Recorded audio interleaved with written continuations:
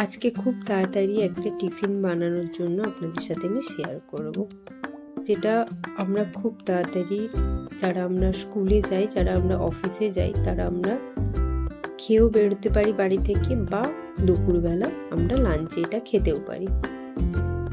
এখন শীতকাল, বাজারে প্রচুর রকম সবজি পাওয়া যায়। আপনারা আপনাদের পছন্দ মতন সবজি এখানে ব্যবহার করতে পারেন।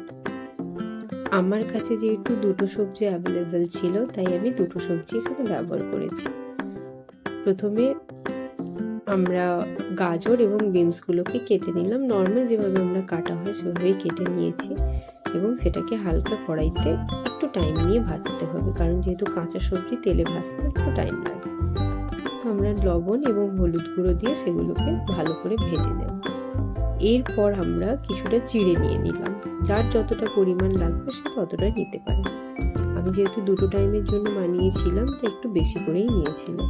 চিড়েগুলো ভালো করে ধুয়ে, নর্মাল জলেই ধোবেন, গরম জলে ধোয়ার কোনো দরকার নেই। নর্মাল জলে 4-5 বার ধুয়ে দিলে ওর মধ্যে যে নোংরাগুলো আছে সেগুলো বেরিয়ে যাবে। এরপর আমরা ভাজা যে সবজিগুলোকে তুলে নিয়ে কড়াইতে একটু তেল দিয়ে, একটু ঘি দিয়ে, একটু বাটার থাকলে বাটার দিয়ে আমরা ভালো করে নেড়ে ছেড়ে এটাকে ভেজে নেব। ভেজে নেওয়ার পর এর মধ্যে আমি অ্যাড করেছি পেঁয়াজ আর ডিম।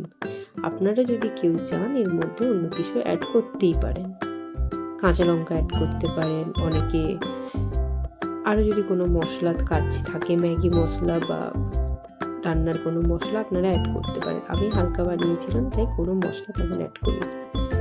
যেহেতু কোনো মশলা তেমন নেই, তাই একটু টেস্ট বাড়ানোর জন্য আমার কাছে কিছু বাদাম ছিল, সেটা এর মধ্যে অ্যাড করে ভেজে দিয়েছি। কিছুটা টাইম ভাজার পর এটা একটুখানি ঘি দিয়ে নামিয়ে নেব। তারপর আমি আমার টিফিনে সার্ভ করব। আমার তো এটা খুব খেতে ভালো লাগে, এটা হালকা এবং খুব টেস্টফুলই লাগে।